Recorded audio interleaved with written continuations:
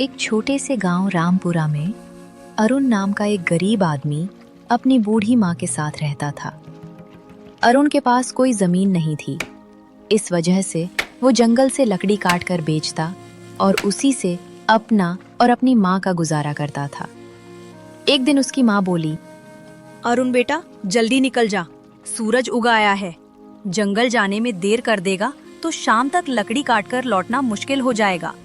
हाँ माँ, मैं अभी निकलता हूँ, तू चिंता मत कर। आज कोशिश करूंगा ज्यादा लकड़ियाँ लाऊं ताकि 2 दिन का खर्च निकल जाए। अरुण अपनी कुल्हाड़ी उठाता है और झोपड़ी से बाहर निकल पड़ता है। वो जंगल की ओर जा रहा था। अचानक रास्ते में उसे गांव का सेठ जगदीश प्रसाद मिलता है। अरे अरुण, कहाँ जा रहा है सुबह सुबह? प्रणाम सेठ जी, जंगल जा रहा हूँ लकड़ी काटने। माँ के खाने का इंतजाम करना है ना, बस वही करने निकल पड़ा। तू भी अजीब आदमी है अरुण, ना जमीन है ना खेत, बस जंगल की लकड़ियों से पेट पालता है। सेठ जी, भगवान ने जो दिया है उसी में जी रहा हूँ। बात तो ठीक कहता है तू। अच्छा सुन, मुझे अपनी गाय की गौशाला बनाने के लिए कुछ लकड़ियों की जरूरत पड़ेगी, क्या तू ला सकेगा? क्यों नहीं सेठ जी, अगर आपको लकड़ी चाहिए तो मैं पहुंचा दूंगा। बस बता दीजिए कितनी चाहिए और कब तक। अच्छा, तो कल से ही लकड़ी मेरे गोदाम में पहुंचाना शुरू कर। दाम अच्छा दूंगा। अगर तेरा काम ठीक रहा तो आगे भी तुझसे ही काम लूंगा। धन्यवाद सेठ जी, मैं अपनी पूरी मेहनत लगा दूंगा। अरुण जंगल में पहुंचता है। चारों ओर हरे भरे पेड़, पक्षियों की चहचहाट। वो कुल्हाड़ी उठाकर लकड़ी काटना शुरू करता है। अगर ये काम सही रहा तो माँ को आराम मिलेगा, शायद झोपड़ी भी ठीक कर सकूं। भगवान, बस तू साथ देना। धीरे धीरे शाम होती है। अरुण लकड़ियां बांधकर अपने कंधे पर लाता है और गांव लौटता है। उसकी माँ दरवाजे पर बैठी इंतजार कर रही थी। आ गया बेटा, कितनी देर लगा दी, थक गया होगा। हाँ माँ, पर आज मन खुश है। सेठ जी ने मुझसे ढेर सारी लकड़ी मंगवाई है। अगर काम सही हुआ तो आने वाले दिन बदल सकते हैं। भगवान तेरा भला करे बेटा, तेरी मेहनत रंग लाएगी। माँ बचे हुए राशन से खाना बनाती है, दोनों खाना खाते हैं। शाम का समय था। आसमान पर काले बादल छा जाते हैं, तेज हवाएं चलने लगती हैं। अचानक बारिश शुरू हो जाती है। गांव की पगडंडियां कीचड़ से भर जाती हैं। झोपड़ी के अंदर अरुण की बूढ़ी माँ खाट पर लेटी थी। ठंडी हवा से उसे तेज बुखार हो गया था। ओ राम, ओ अरुण, मेरा सिर जल रहा है बेटा। अरे माँ, ये क्या हो गया? तेरा शरीर तो तपा हुआ है। तू बिल्कुल चिंता मत कर, मैं अभी तेरे लिए दवा लेकर आता हूँ। अरुण तुरंत भीगते हुए बाहर निकल जाता है। तेज बारिश में उसकी हालत खराब हो जाती है। वह भीगते हुए सेठ जगदीश प्रसाद की हवेली पर पहुंचता है। अरे अरुण, तू इस वक्त और इस बारिश में यहाँ क्या कर रहा है? सेठ जी, मेरी माँ को तेज बुखार हो गया है, हालत बहुत खराब है।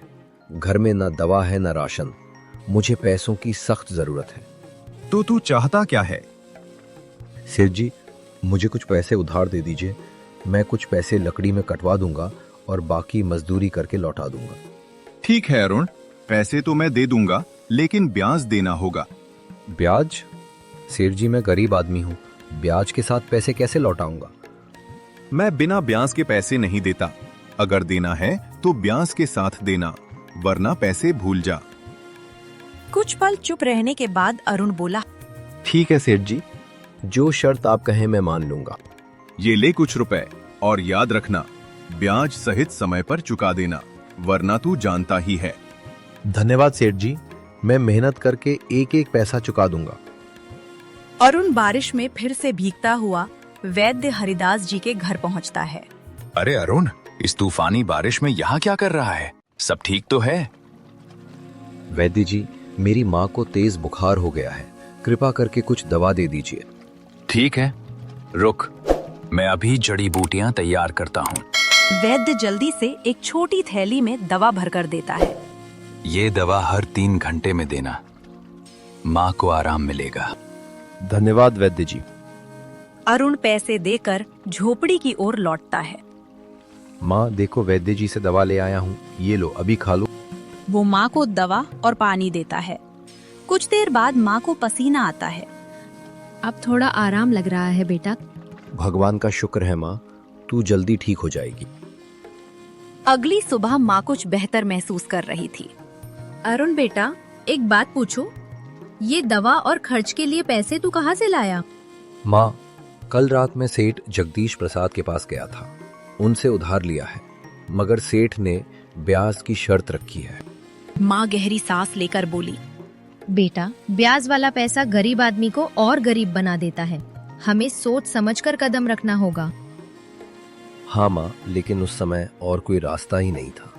माँ कुछ देर चुप रही, फिर बोली, अरुण बेटा, क्यों ना तू इन बचे हुए पैसों से समोसे बनाकर बेचने लगे? देख, इस बरसात में लकड़ी सुखाना और बेचना मुश्किल होगा, पर गर्मा गर्म समोसे लोग खुशी से खरीदेंगे। अरुण की आंखों में उम्मीद चमक उठी। अरे माँ, ये तो बहुत अच्छा सुझाव है। अगर काम चल पड़ा तो हम धीरे धीरे सेठ का कर्ज भी चुका देंगे। हाँ बेटा, मेहनत और ईमानदारी से काम करोगे तो भगवान जरूर साथ देगा। इसके बाद अरुण कुछ पैसे लेकर गांव की किराना दुकान पर पहुंचता है। राम राम मोतीलाल जी, मुझे बेसन, तेल, हरी मिर्च, धनिया और मसाले चाहिए। समोसे बनाने का सामान दे दीजिए। दुकानदार हंस पड़ा। अरे अरुण, तू लकड़ी का काम छोड़ अब समोसे बनाएगा? वाह रे किस्मत। मोतीलाल जी, वक्त के अनुसार रास्ता बदलना ही पड़ता है। मेहनत करूंगा, सब ठीक होगा। दुकानदार सामान तौलकर थैली में रख देता है। अरुण पैसे चुका देता है और घर लौट आता है। घर पहुंचते ही माँ बोली, सारा सामान ले आया? हाँ माँ, अब काम शुरू करें। दोनों मिलकर समोसे बनाने लगते हैं। झोपड़ी में समोसों की खुशबू फैल जाती है। माँ बोली, अरुण, ये तो बहुत अच्छे बन रहे हैं। इन्हें बेचने ले जा और ईमानदारी से मेहनत कर। हाँ माँ, आज से हमारी नई शुरुआत होगी। अरुण समोसे टोकरी में रखता है और सिर पर उठाकर बाजार की ओर निकल पड़ता है। बाजार में काफी भीड़ थी। वह सड़क किनारे एक साफ जगह पर टोकरी रखता है और ऊंची आवाज में पुकारता है, गर्मा गर्म समोसे, ताजे और स्वादिष्ट समोसे। कुछ लोग रुककर देखते हैं मगर खरीदते नहीं।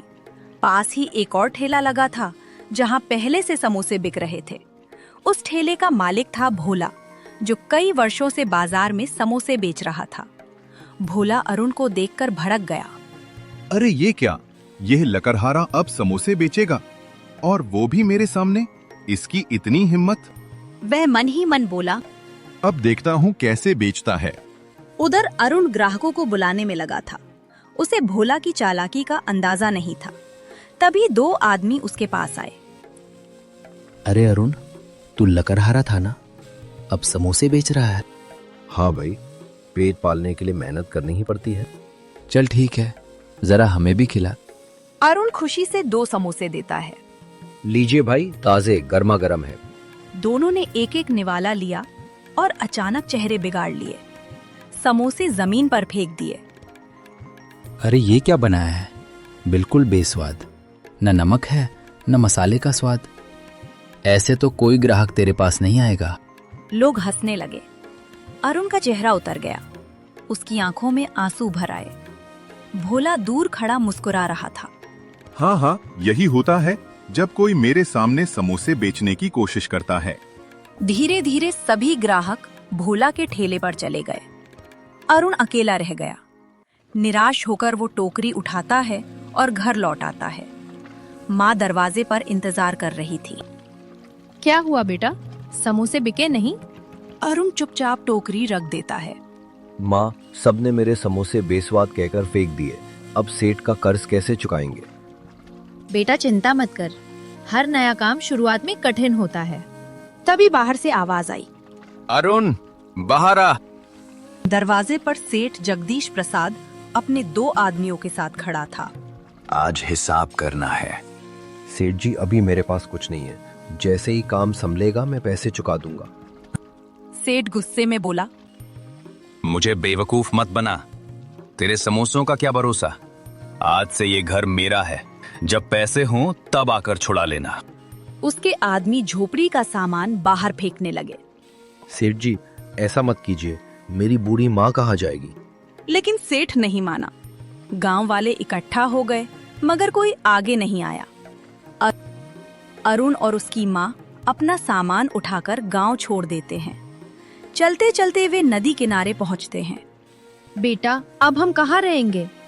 माँ, जब तक भगवान साथ है हम भूखे नहीं मरेंगे। यहीं एक छोटी झोपड़ी बना लेंगे। दोनों मिलकर पत्तों और लकड़ियों से छोटी सी झोपड़ी बना लेते हैं। माँ बोली, देख, अब सिर पर छत तो है। हाँ माँ, ये झोपड़ी ही हमारे लिए महल से कम नहीं। कुछ समय बाद अरुण फिर से अपने बनाए समोसे टोकरी में रखकर बाजार जाता है। उसका चेहरा उम्मीद से भरा था। शायद आज कोई मेरे समोसे खरीदे, शायद आज सब कुछ बदल जाए। वो सड़क किनारे बैठ जाता है और आवाज लगाता है, गर्मा गर्म समोसे, घर के बने समोसे, लो भाई लो। उसी समय एक बूढ़ा कमजोर आदमी लाठी टेकते हुए बाजार में आता है। उसका चेहरा भूख से मुरझाया हुआ था। वो पहले भोला के ठेले के पास जाता है। बेटा, सुबह से कुछ नहीं खाया, जरा कुछ खाने को दे दो। भोला गुस्से से बोला, अरे तुझे दिख नहीं रहा यहाँ कितनी भीड़ लगी है? जाओ आगे बढ़ो, न जाने कहां कहां से चले आते हैं। बूढ़ा उदास होकर वहां से हट जाता है। ये दृश्य अरुण दूर से देख रहा था। उसकी आंखों में करुणा भर आती है। बूढ़ा धीरे धीरे लाठी टेकता हुआ अरुण के पास आता है।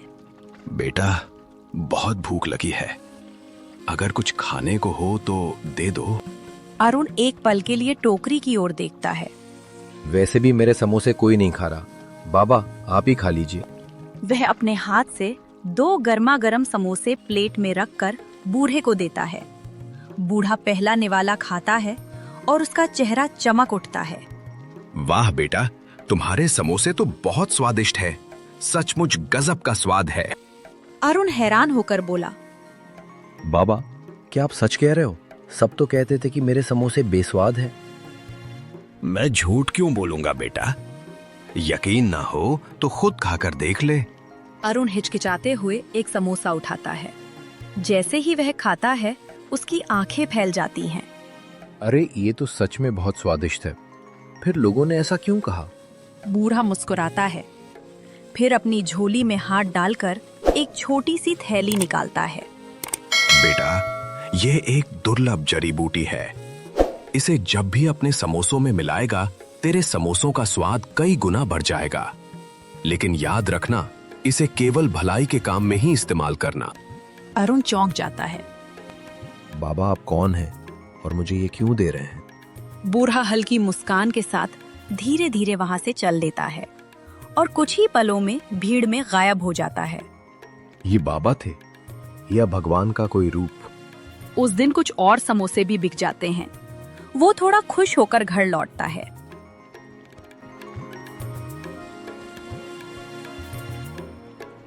माँ, आज भगवान ने चमत्कार कर दिया। कुछ समोसे बिक गए और एक बाबा ने मुझे ये जड़ी बूटी दी है। माँ थैली को ध्यान से देखती है। बेटा, हो सकता है वो बाबा भगवान के ही भेजे हुए दूत हों।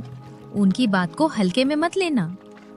अगली सुबह अरुण फिर किराना दुकान पर पहुंचता है। मोतीलाल जी, ये कुछ पैसे हैं, बाकी उधार में लिख लीजिए। मुझे समोसे बनाने का सामान चाहिए। ठीक है अरुण, तू ईमानदार आदमी है, तेरे लिए उधार लिख दूंगा। अरुण सामान लेकर घर लौटता है। माँ और बेटा मिलकर फिर समोसे बनाने लगते हैं। जब मसाले तैयार हो जाते हैं, अरुण सावधानी से बाबा की दी हुई जड़ी बूटी उसमें मिलाता है। जैसे ही जड़ी बूटी मसाले में मिलती है, झोपड़ी में एक अद्भुत और मनमोहक खुशबू फैल जाती है। माँ आश्चर्य से बोली, बेटा, ये कैसी सुगंध है? लगता है सचमुच ये जड़ी बूटी जादुई है। अरुण मुस्कुराया। माँ, अब मेरे समोसे जरूर बिकेंगे। वो ताजे और सुगंधित समोसे टोकरी में भरता है और बाजार की ओर चल पड़ता है। बाजार पहुंचते ही समोसों की महक चारों ओर फैलने लगती है। लोग रुककर सूंघने लगते हैं। अरे भाई, क्या डाला है समोसे में? खुशबू तो बड़ी लाजवाब है, जल्दी खिलाओ। अरुण मुस्कुराते हुए समोसे परोसता है। पहला ग्राहक खाता है। वाह, कमाल कर दिया, ऐसा स्वाद तो कभी नहीं चखा। दूसरा बोला, ये तो मुंह में घुल रहे हैं, 4 पैक कर दो। धीरे धीरे भीड़ लग जाती है। भैया 2 प्लेट मुझे भी देना, जल्दी खत्म हो जाएंगे। अरुण पसीने से लथपथ होकर भी खुशी खुशी सबको समोसे देता जाता है। संध्या तक उसके सारे समोसे बिक जाते हैं। वो घर लौटता है। माँ, आज तो सारे समोसे बिक गए, लोग बार बार तारीफ कर रहे थे। माँ की आंखों में खुशी के आंसू आ जाते हैं।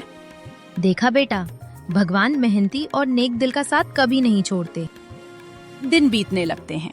हर रोज समोसों की खुशबू से बाजार गूंज उठता है। भीड़ बढ़ती जाती है। उधर भोला अपने खाली ठेले पर बैठा गुस्से से देखता रहता है। ये लकड़हारा कब से इतना बड़ा समोसे वाला बन गया? जरूर कोई राज है। कुछ ही महीनों में अरुण सड़क किनारे से हटकर एक छोटी सी दुकान खोल लेता है। दुकान पर लंबी कतार लगती है। भैया 2 प्लेट समोसे देना, चटनी ज्यादा डालना। अरुण की माँ दुकान के कोने में बैठकर गर्व से बेटे को देखती रहती है। समय बीतता गया।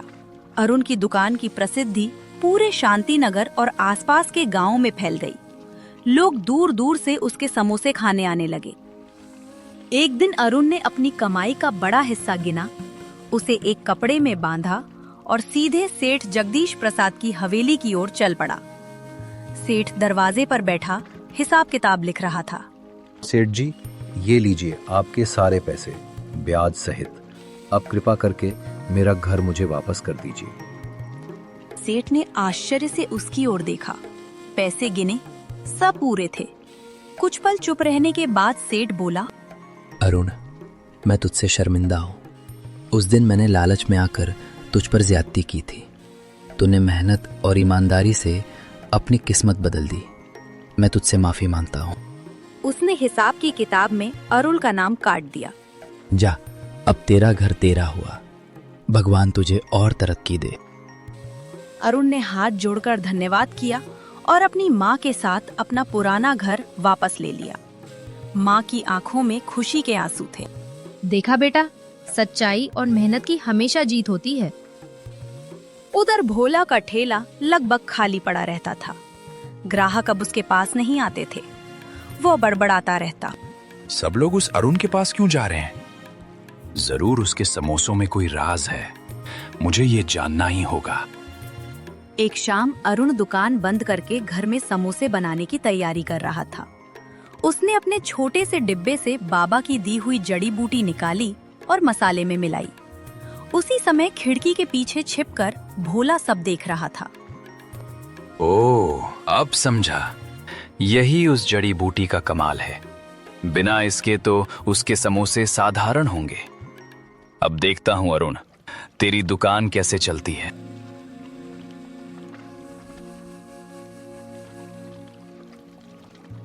रात गहराने पर अरुण और उसकी माँ सो गए। भोला दबे पांव घर में घुसा। उसने अलमारी टटोली और वो छोटा डिब्बा ढूंढ निकाला। मिल गया, अब आएगा असली मजा।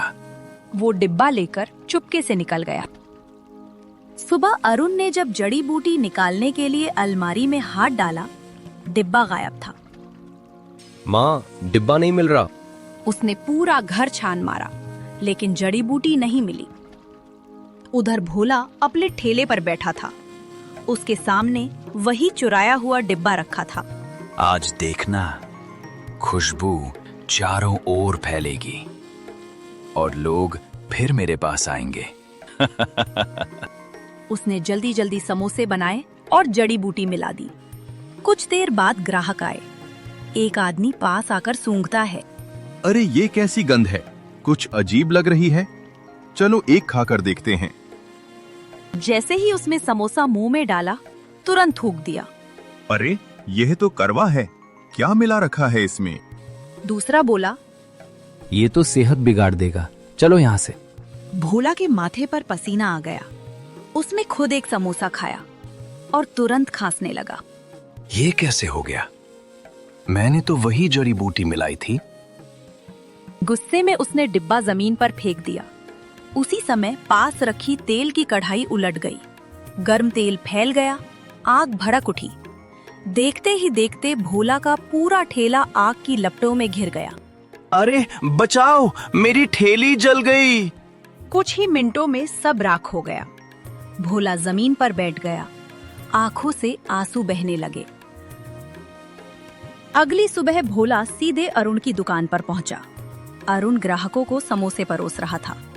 भोला हाथ जोड़कर उसके सामने खड़ा हो गया। अरुण भाई, मुझे माफ कर दो। मैंने तुम्हारी जड़ी बूटी चुराई थी। मैंने सोचा था तुम्हारी सफलता छीन लूंगा, लेकिन मेरा सब कुछ जलकर राख हो गया। अरुण ने शांत स्वर में कहा, भोला, लालच का रास्ता हमेशा बर्बादी की ओर ले जाता है। मेहनत और सच्चाई ही इंसान को आगे बढ़ाती है। मैं तुझे माफ करता हूँ, लेकिन याद रखना, लालच मत करना, मेहनत और ईमानदारी से काम करना। भोला की आंखों में पछतावा था। अब मैं मेहनत से ही कमाऊंगा। यही मेरी सबसे बड़ी सीख है। अरुण ने उसे उठाया। उस दिन से भोला ने भी ईमानदारी से काम करना शुरू किया।